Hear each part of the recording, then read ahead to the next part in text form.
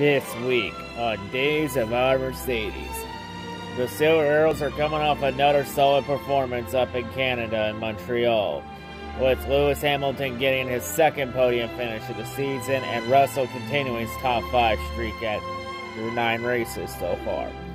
Of course, after the race though, Helmut Marko would take some shots at Lewis Hamilton, saying that Lewis was faking his back problems the entire time, saying that Lewis only has back problems when he's not on the podium. But when he's on the podium, he looks fresh and 10 years younger. Interesting accusations from Helmut Marko. And then Jackie Stewart would pile on, saying that he thinks Lewis Hamilton should resign from racing in F1. Now, whether Lewis will actually do that or not, that is yet to be seen, as we are getting to the midway point of the season, and so F1 silly season will start to heat up. Unfortunately for silly season, one of those names not involved will be Pierre Gasly, as Pierre will be staying with AlphaTauri for another season. Why? I don't fucking know. But continuing on topic, Lewis Hamilton would then respond throughout the off week by spending some time with his dog Roscoe. Of course, during this entire week, Lewis Hamilton would finally cave in to the FIA and would remove his body jewelry for the races. So the FIA wins the jewelry ban. But Lewis Hamilton would not go down lightly as he would still strut the peacock feathers by showing up in the paddock for England with all the weirdest drip he could find with his fashion. And when Lewis was asked about it, Lewis said that he will wear whatever he wants because it's his body, his choice, and someday people will understand. Yes, they will. They will understand one day, Sir Lewis. And of course, throughout the week leading up to this race, there was some low controversy in the garage when Nelson Piquet, in an interview from 9 months ago, would call Lewis Hamilton the N-word with the hard R that white people cannot say. And Nelson Piquet said that word in Spanish to make it really touchy. So then Lewis Hamilton would then accuse Nelson Piquet for being a massive racist. Of course, Lewis would then get the support of George Russell and very much in the entire paddock for him. But one person that would not get Lewis's support is Max Verstappen, as Verstappen would say that Nelson Piquet is not a racist and that he wasn't trying to be racist toward Lewis, saying that Nelson was just saying the Spanish word for buddy, pal, etc., that kind of thing, or friend. Nelson Piquet even went on and apologized, saying that he would not even accuse Lewis of trying to be racist toward him. Unfortunately, the FI was not buying it. And this whole thing coming a couple days after F2 driver Yuri Vips said the N-word during a Call of Duty stream. Of course, it was a fucking Call of Duty stream of all fucking places where you can find white people saying the N-word. Of course it was fucking Call of Duty. Of course, for Yuri Vips, he was suspended by the FIA, and his contract with Red Bull was terminated. His career potentially fucked. So in the end, the FIA decided that Nelson Piquet would be banned from the paddock indefinitely until further notice. Now, whether Nelson and Yuri get forgiven is yet to be seen. Probably not, because F1 fans aren't as forgiving as NASCAR fans. So yeah, and there's no word if there's going to be any openings at Hendrick Motorsports up in NASCAR for either of those two. Time will tell there. But maybe just let this thing blow over and just try, better yourselves. We'll see what happens in the closing months. What happens with those two, whether they learn from their mistakes or not, time will tell. But that is all the drama heading up into the Silverstone at the British Grand Prix. So now we turn our attention to Silverstone for the British Grand Prix. Of course, this being the home race for Lewis Hamilton, as Hamilton has had great success at his home track, winning an assload of times, including the last couple years at Silverstone. Of course, Lewis's win last year came with some controversy when Lewis dumped Max Verstappen on the opening lap of the race. And then Lewis would get a 10-second penalty and would come all the way back and win anyway, after serving said penalty. But Lewis, though, he had some speed throughout practice, but in qualifying, he would fail to get good track position in the rut, as it would be Sainz and Verstappen on the front row. On the opening lap of the race, Verstappen would get the opening jump on there, but then right behind, we would have chaos right off the bat. As on the start, George Russell would end up trying to close the gap on Pierre Gasly, and before Gasly could back out, it was already too late, as Gasly would make contact with George Russell, and Russell would go straight into Su Guanyu. And then Su would then blow over, going upside down on his halo bar, sliding across the entire front straightaway, and all the way into the gravel pit up in turn 1.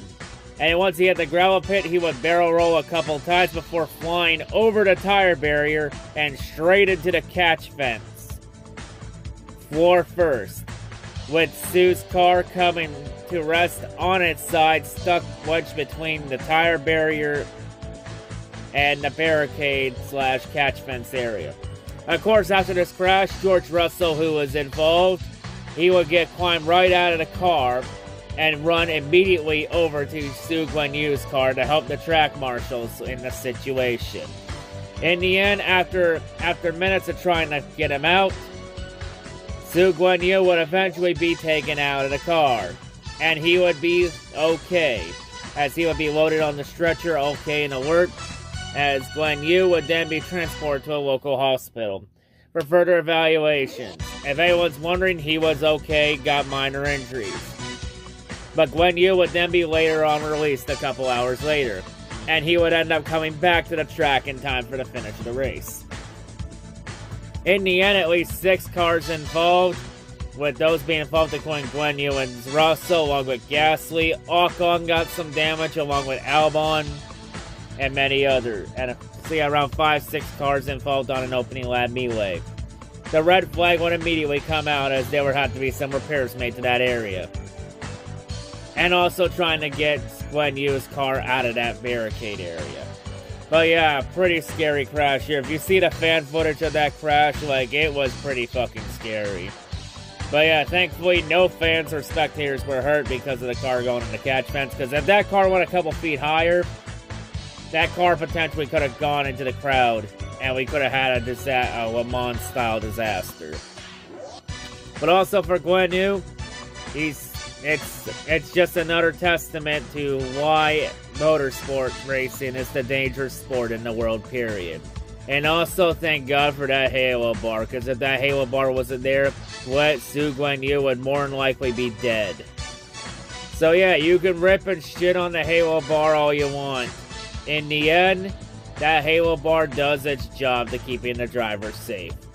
You know, even though motorsports in general have made some great strides in driver safety, we still get reminded once and time again that auto racing is just a very dangerous sport. And that sometimes you just can't take it for granted, like life's too short. That's just the one lesson we can take from this. But also during this red flag break, we would have an interesting situation as the race started, we had some climate activist protesters that would storm onto the track. Hold up. These son of a bitches don't fucking deserve the music. Cut the music right now. Cut that bitch off! So yeah, these climate activists would then run onto the track, and then would just go to the middle of the track and just sit in there in a straight line, as the cars would slowly go by, because the joke was on them since the red flag came out. As these protesters were protesting against oil, and trying to save oil, because of the environment. So yeah, these stupid arrogant fucks, as soon as they stormed the track, they were immediately booed by the crowd, and they were eventually taken off of the track by the track marshals and police. All 5 of the protesters were arrested, and await further charges. Now, for these protesters, they've been doing this shit all over England, as these protesters have also been famous for storming the field during soccer games and zip-tying themselves to the goalposts at soccer games. Honestly, if I was a soccer player, I'd just take the ball and kick it straight at their fucking skull. That teach them a lesson they won't forget. But yeah, like, I have no problem with peaceful protests, but this ain't it. This is not it. Like, this isn't a peaceful protest when you have a fucking death wish. Like, this shit here is how you get yourself fucking killed. Especially, imagine if we didn't have that crash, we were still green. Then you're putting yourself at risk. Because you don't fucking walk onto an active fucking racetrack and not expect to get fucking hit. Because this whole thing had disaster written all over it. The bad news for these protesters, they did not get any TV time, so they did not get the attention they deserved. The only notice you have of this shit is if you're on social media. And that's about it. TV time did not give them the light of day they deserved. Thank God for F1. Anyway, let's just restart and go back to the race. So anyway, back to the race now. During the red flag break, Mercedes would then protest about George Russell, as FIA would not allow Russell to continue in the race since he got out of the car. And Mercedes protested, saying, well, yeah, he got out of the car to check on a competitor to see if he was still alive or not. And that they should allow an exception to rule. And FIA doubled down and said, no way, Jose. Rules are rules. Russell's gone. No more top fives for him. So on lap 1 of the race, George Russell's top 5 streak to start the season has now come to an end. Unfortunate. And also during this red flag break, FIA would then pull a page out of the rulebook saying that because the race didn't officially complete one lap, or they didn't get to the end of the sector one, that Max Verstappen would not be the leader when they restart the race, and the lead would go back to Carlos Sainz. And Lewis Hamilton, who got a strong restart from 5th to 3rd, they put Lewis Hamilton all the way back to 5th. And they even showed the page of the rulebook where this was. So when the race restarted, Carlos Sainz would go back to being the leader, and Lewis Hamilton would go back to 5th. On the restart, which would be another standing start, Carlos Sainz would then get the launch of Verstappen. And then a few laps later, Verstappen would then battle to get the lead back. And then when it looked like Verstappen was going to pull away and run away with this race once again, Verstappen would then suffer a puncture, which would send him to pit lane. And then Verstappen would then have more issues as looked like he suffered something damage in the rear end. So then Verstappen was then out of contention for the win and just trying to contend to get the best points finish possible. So this race ended up cycling out to being between Carlos Sainz and Charles Leclerc, the Ferrari duo, with Lewis Hamilton towing back behind and Sergio Perez. We would have some more retirements throughout the race with guys like Bottas calling it quits and Pierre Gasly calling it quits as well from the damage being too much. And this race just continued on. Of course, throughout this race, Sainz would make sure to keep Leclerc in sight of him. But then it would become a strategy race about who would pit later, especially wondering if there would be a safety car that came out. Of course, Sainz and Leclerc pitted, which then cycled Lewis Hamilton to the lead, as Lewis Hamilton would lead his first laps of the season. So then Lewis would get the lead until he would eventually pit. And during Lewis's stop, his crew would have a slow stop, having some mistakes on the right front tire. So Lewis having a slow stop and a potential shot to be second, he would end up all the way back in 3rd, behind both Ferrari cars. But Lewis would have the fresh tires to potentially run him down. Of course, during this time, Ferrari would then pull the team orders saying no, let Charles Leclerc by so Leclerc could stay faster ahead of Lewis Hamilton. And Leclerc would have the lead for the most part, around 13 to go, when Esteban Ocon would lose power to his car. And it would stall out on the middle of the straightaway near Coops' corner. And that would bring out a late race safety car. And during the safety car, we have a strange sequence where Charles Leclerc would miss the entry to pit lane. But Carlos Sainz and Lewis Hamilton both come in the pit lane and take fresh soft tires. After the stops, Sainz would still stay ahead of Lewis Hamilton. But Leclerc would then be forced to stay on hard. During this whole time, Carlos Sainz would then get team orders from the Great Spinotto and the Great Ferrari Master Plan to hold up Lewis Hamilton by 10 car lengths to let Leclerc get away. Of course, when Carlos was asked about this, Carlos said he was not going to obey those orders, saying that he was on fresh tires and was going to be faster than Leclerc. And then on the restart, Sainz would then prove that he disobeyed the team orders and would pass Leclerc damn near immediately for the lead. So then Carlos Sainz would then get the race lead. And then right behind him, we would have a hornet's nest for a battle for second, as we would have 5 cars battling for second place between Perez, Leclerc, Lewis Hamilton, and then a Fernando Alonso and Lando Norris would all join the fight too.